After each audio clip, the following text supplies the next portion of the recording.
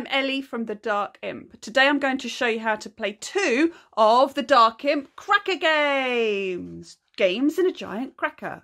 Ooh. Today we're going to look at 2 games, IMPetuous and IMPatient. So the rules for IMPetuous are on a small sheet of paper, like all the Cracker Games, and this has a complexity rating of 1, so it's one of the easier games in the box. Right, what all you need for IMPetuous are the imp cards, 36 imp cards, and in fact you'll use different number of cards for different player counts. I've got set up for a 4-player game here. Now this is a speed game. In a 4-player game, each player has 8 cards in front of them. You can put them in any grid, so you can put them in any kind of configuration. You can change it up however you want. I've done this for simplicity, so it will fit on the video. All you're going to do is very simple. All you're going to do each turn is you're going to reveal one of the cards in your grid, and you can choose which card you reveal, and everybody's going to do that at the same time, so it's a simultaneous play. So it's going to be hard to show you because I've only got 2 hands and I need 4 for this game, but let's say this player is revealing this one, and you have to imagine this all happening at exactly the same time. Let's say these are the 4 cards that have been revealed. And then everyone is looking at these 4 cards at the same time and trying to identify the feature which is the most prevalent on the cards. So look, here in this case it's 5s. There are 3 cards that have the number 5 on them. And so you'd shout out 5s and you'd win the cards. Now, on each imp card there are 3 different features. There's a number. So 5 in this case, 1 in this case. There's a colour, that's the colour of the imp. This is a yellow one, green one, grey one or black one, and purple one. And there's a border pattern, stripes, crosses, and these 2 are zigzags. And so you're looking across these 3 different attributes, borders, colours and numbers, when you're trying to identify which is the most prevalent feature. If you shout out 5s, and you're the first player to shout that out, then you're going to take all the cards that match that feature. So you'll take these 3 5s and place them in your scoring pile. So that comes to the side of your grid. That's a scoring pile. This one, that doesn't match. That's turned upside down again. And then you play the next go, and everybody goes 3, 2, 1 and reveals a card. Simultaneously, of course, and someone will shout out, oh, now this is an interesting one because there are no shared features. We've got 1, 2, 6 and 3, so the numbers are all different. We've got crosses, stars. Oh no, see, I didn't notice, somebody else would have won this. Crosses is the most shared feature. There are 2 cards with crosses on. None of the imps are the same colour, none of the imps are the same number. So crosses would win these cards. Let's say this player managed to identify that, and they go there. Now if you shout out something like, if I was to shout out stars, then that would be wrong. And if you shout out something that's wrong, you have to take something from your scoring pile, from the top of your scoring pile, and put it back in your grid. So if this player shouted out stars, and it wasn't stars, you have to put one back onto your grid from your scoring pile, if you can. You might not be able to. Okay, so the crosses have gone over there. And then we're going to reveal again. Now you can reveal the same one if you want to, so you know what you're going to turn over. And then again, we're going to have somebody shouting out crosses, and someone else shouting out blue, and someone else shouting out 5s at the same time. And they're all right, because we've got 2 cards with crosses, the other 2 are different, 2 cards with 5, the other 2 are different, and 2 cards that are blue, and the other 2 are different. In this case, it could be any of those 3 attributes that wins. It's just the first person to name a correct attribute that wins the cards.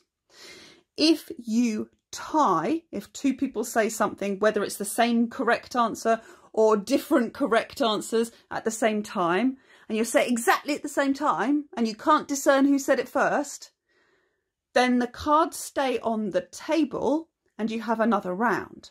So let's say this was a tie and we'll go on to another round. And of course, this is simultaneous, simultaneous, simultaneous. And now you've got to look at all of the 8 cards currently face up on the table. So this will take longer. You don't want to get it wrong, because if you get it wrong, remember, you have to get rid of one of the cards in your scoring pile. So, ooh, quick scan, and I might shout out, oh, it's difficult. I might shout out 5s. There are 2 5s. I don't think there's 2 of anything else.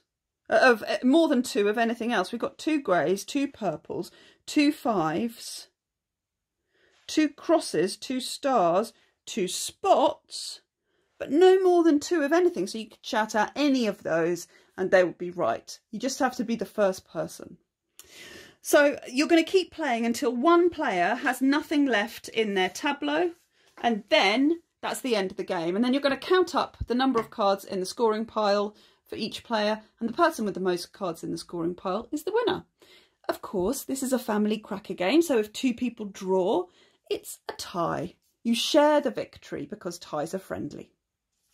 That's IMPetuous. So now we're going to look at how to play the game IMPatient. IMPatient is a racing game, and it's for 4 to 6 players. And it has a complexity rating of 1 again, so it's a nice simple game for you to play. Again, as with all the other cracker games, the rules are just on one sheet. So it's a simple game that you can get playing really quickly. Okay, so how do you play IMPatient? Well, first of all, you need 6 of the cubes, 1 of each colour. Oh, there's the blue one. And you're going to put them in the bag, shake them around. Shiki. And then each player that's playing, let's say we're playing a 5-player game here, each player is going to take one of these secretly. So we're going to, normally you wouldn't show anyone what you've just drawn from the bag. We're going to put them out on the table so that you can see how the game works. But remember, these would normally be hidden so that we can see this player has got the blue one, for example. So we'll just deal them out randomly, and no one else will know what you've got.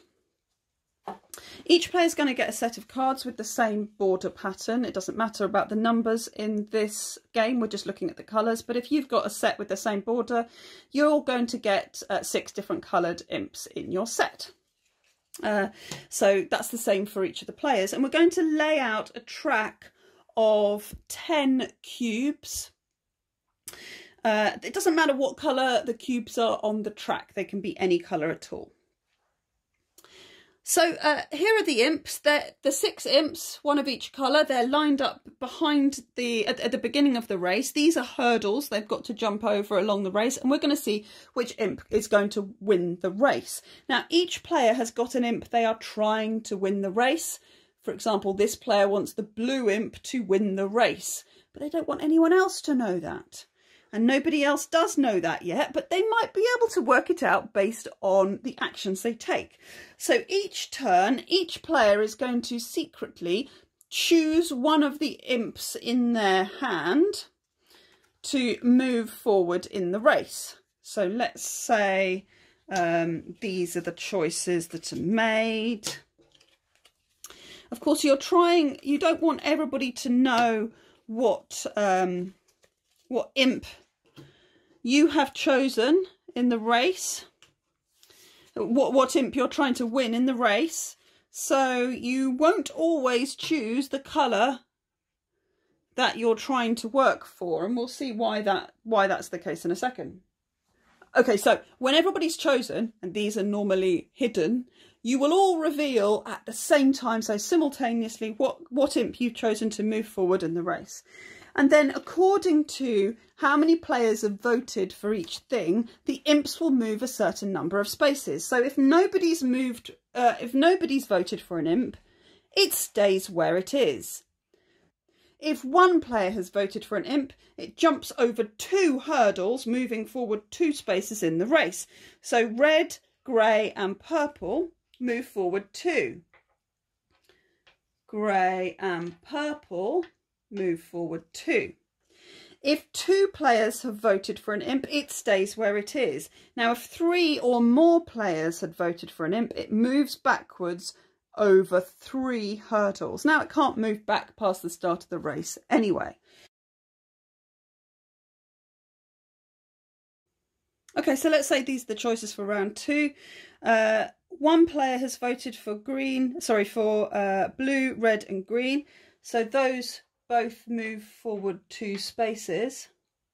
And 2 people have voted for the grey, so it stays where it is, and the others nobody, so they stay where they are. And then we'll try again. So at the end of round 3, 1 player has voted for yellow and grey, so they both move forward 2 spaces. 3 players have voted for red, so that moves back 3 spaces. 1, 2, 3. And so you can see that the grey one is now in the lead. 4 of them are stuck here in second position, and the red one's now all the way at the back, having been in the lead. And you keep playing like this. You play until 1 imp has crossed the finishing line. If that imp has then won the race, and the person with that colour, the blue one, that player wins the game. If 2 imps cross at the same time, the imp that has moved further down the track, so if there was another jump, if it's moved further, that one will win. So in this case, blue will win, this player would win. But if they tie and they're both in the same position across the track, then neither of them wins. The game still ends, but the imp that is furthest along the track will win the game. In the case that that's tied as well, the imp behind will win. So you could win this race if you can make the leaders tie in position, even if your imp is further back in the race. So that is IMPatient.